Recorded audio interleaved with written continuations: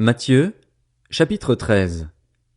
Ce jour-là, Jésus sortit de la maison et s'assit au bord du lac. La foule se rassembla autour de lui, si nombreuse qu'il monta dans une barque où il s'assit. Toute la foule se tenait sur le rivage.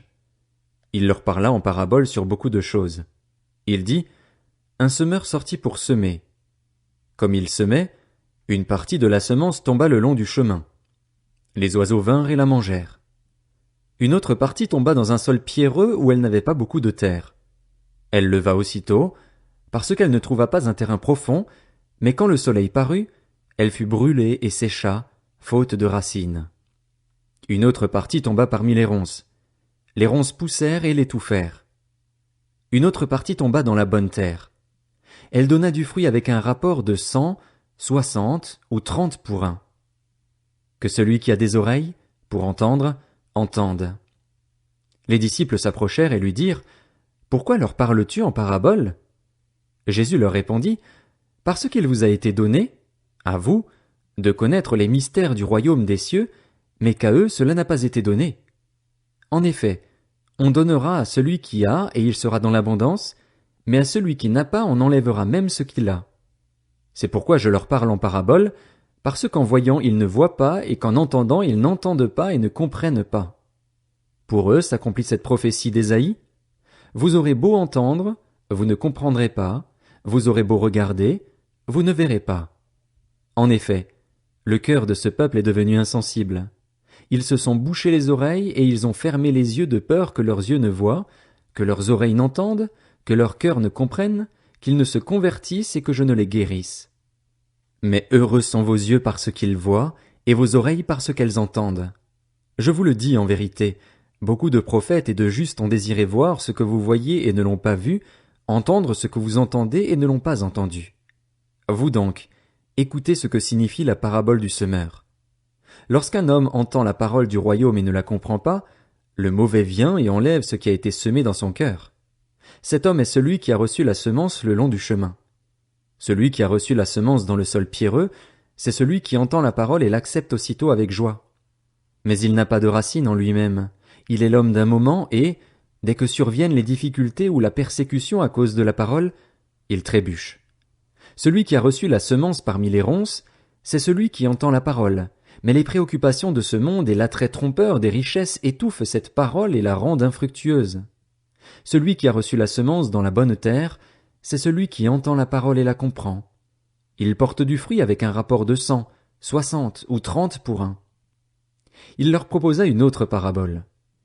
Le royaume des cieux ressemble à un homme qui avait semé une bonne semence dans son champ. Mais, pendant que les gens dormaient, son ennemi vint, sema de la mauvaise herbe parmi le blé et s'en alla. Lorsque le blé eut poussé et donné du fruit, la mauvaise herbe apparut aussi. Les serviteurs du maître de la maison vinrent lui dire, « Seigneur, n'as-tu pas semé une bonne semence dans ton champ?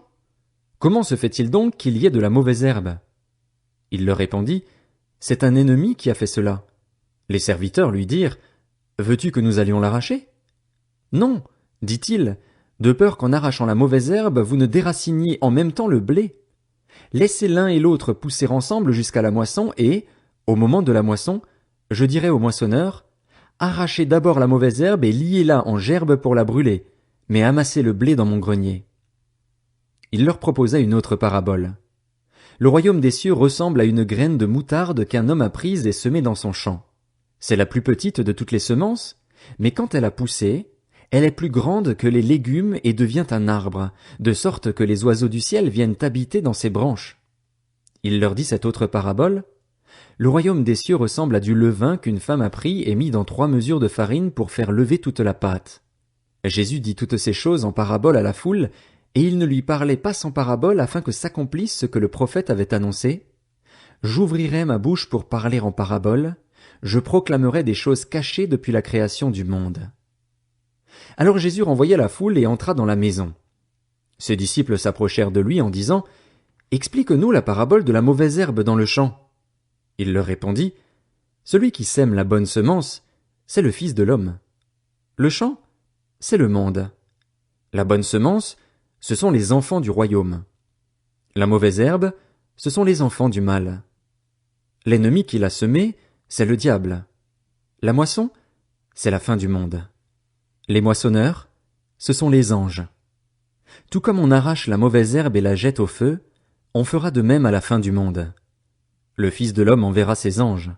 Ils arracheront de son royaume tous les pièges et ceux qui commettent le mal, et ils les jetteront dans la fournaise de feu où il y aura des pleurs et des grincements de dents.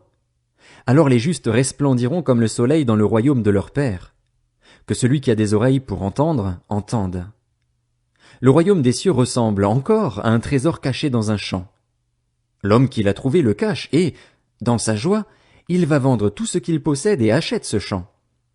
Le royaume des cieux ressemble encore à un marchand qui cherche de belles perles. Lorsqu'il a trouvé une perle de grande valeur, il est allé vendre tout ce qu'il possédait et l'a achetée. Le royaume des cieux ressemble encore à un filet jeté dans la mer et qui ramène des poissons de toutes sortes. Quand il est rempli, les pêcheurs le tirent sur le rivage et s'asseyent. Puis ils mettent dans des paniers ce qui est bon et jettent ce qui est mauvais. Il en ira de même à la fin du monde. Les anges viendront séparer les méchants d'avec les justes et les jetteront dans la fournaise de feu, où il y aura des pleurs et des grincements de dents. Jésus leur dit, « Avez-vous compris tout cela » ? « Oui, Seigneur, répondirent-ils. Et il leur dit, « C'est pourquoi tout spécialiste de la loi instruit de ce qui concerne le royaume des cieux ressemble à un maître de maison qui tire de son trésor des choses nouvelles et des choses anciennes. » Lorsque Jésus eut fini de dire ces paraboles, il partit de là. Il se rendit dans sa patrie, et il enseignait dans la synagogue, de sorte que ceux qui l'entendirent étaient étonnés et disaient, « D'où lui viennent cette sagesse et ces miracles? N'est-il pas le fils du charpentier? N'est-ce pas Marie qui est sa mère? Jacques, Joseph, Simon et Jude ne sont-ils pas ses frères? Et ses sœurs ne sont-elles pas toutes parmi nous? D'où lui vient donc tout cela? » Et il représentait un obstacle pour eux. Mais Jésus leur dit, « Un prophète n'est méprisé que dans sa patrie et dans sa famille. » Il ne fit pas beaucoup de miracles à cet endroit à cause de leur incrédulité.